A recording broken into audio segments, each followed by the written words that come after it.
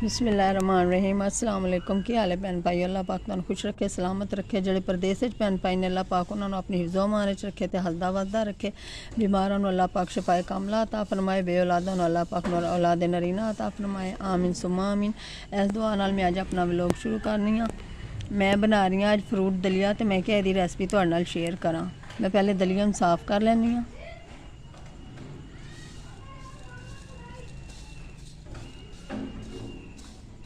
गंद वगैरह अगर कोई होंदा है तो उन्होंने वेख के साफ करके फिर इन्हू पकाने।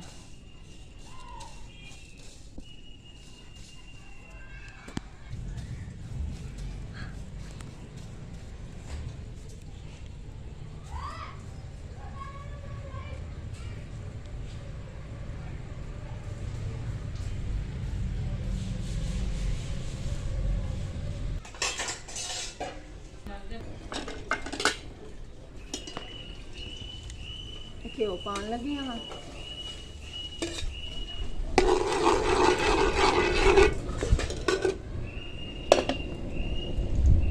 जरा गर्म होए तो फिर दलिया पाने।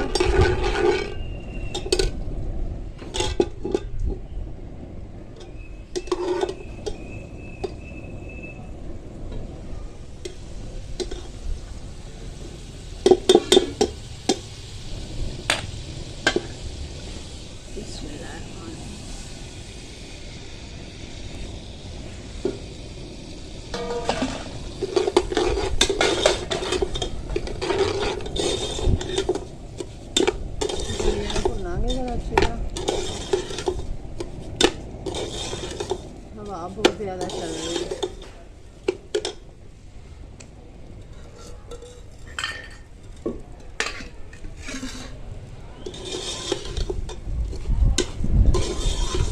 मैं पाइया दलिया ले आए।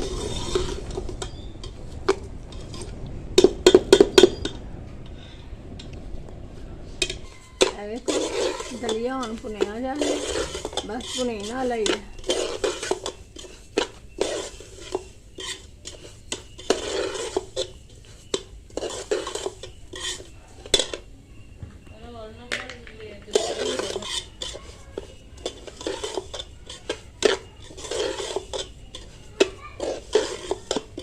देखो बस भुन गया दलिया, हम असी पानी पाने हैं।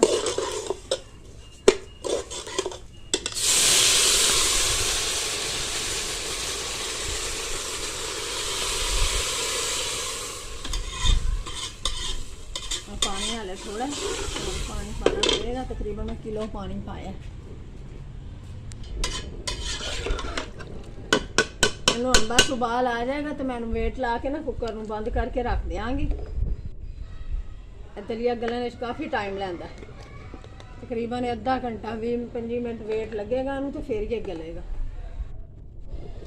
देखो इनू हाले ना वेट नहीं लाया, मैं क्या सी लानी है, पर इस वजह तो नहीं लाया क्योंकि इनू लाँगे ना तो जड़ा ना उबल उबल के बाहर आ जाता है वेट की चौवी, वेट नहीं चलता। पहले इनू थोड़ी देर ना एवं अद्धा घंटा ना गला लाँगे अच्छी तरह, जरा अद्धा गल जाएगा ना तो फिर इनू वेट लावांगे, फिर बहुत अच्छा गल जाएगा। इस तरह ही पकंदे आए हाले खिले। देखो गली दलिया इन्ना ना गल गया हूँ, उन्हें पानी पा के ना मैं वेट ला देंगी ताकि अच्छी तरह गल जाए।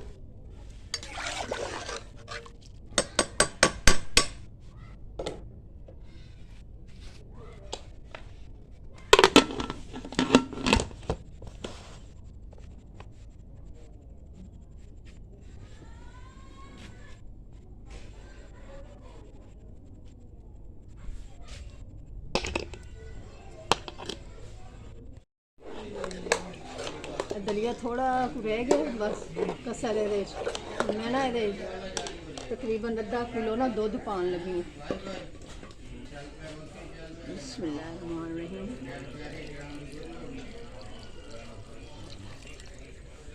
दूध पा दिता, हम इन थोड़ी देर ना होर पकावांगे, जरा ठीक हो जाए गलिया, हले थोड़ा जिन्ना रह गया कच्चा। देखो दलिया हम गाढ़ा हो गया, गल भी गया। हम ये ना चीनी पाने। बिस्मिल्लाह।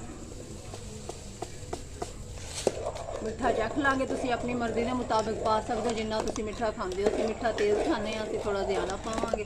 ਤੁਸੀਂ ਹਲਕਾ ਖਾਂਦੇ ਹੋ ਤਾਂ ਤੁਸੀਂ ਘੱਟ ਕਰ ਲਓ। ਮਿੱਠਾ ਪਾ ਕੇ ਚੱਖਾਂਗੇ ਸਹੀ ਹੈ ਕਿ ਨਹੀਂ।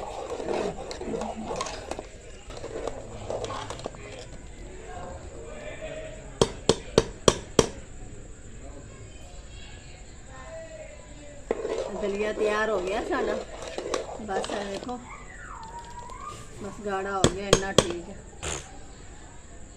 उन्हें उतार लेने। ए देखो फ्रूट पान लगे हैं, केले, ए कट्टे सेब, ए अंगूर, ए बादाम। ए देखो ए फ्रूट ने जेडे मैं पाने ने, केले, कट्टे सेब, अंगूर, ए बादाम।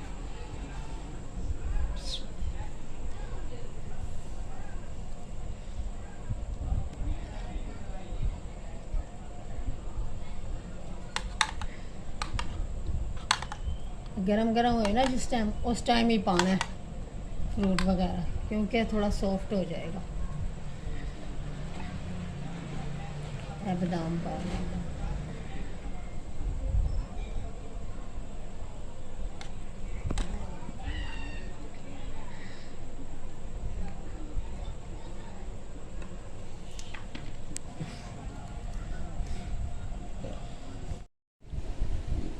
बिस्मिल्लाहिर्रहमानिर्रहीम।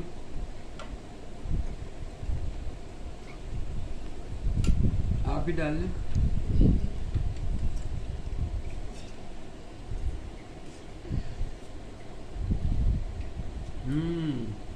माशाल्लाह बहुत मज़ेदार बना है। आप भी ऐसा बनाएं और हमें बताएं और सब्सक्राइब करें, पसंद करें, इस चीज़ को लाइक करें। बहुत मज़ेदार बना है माशाल्लाह।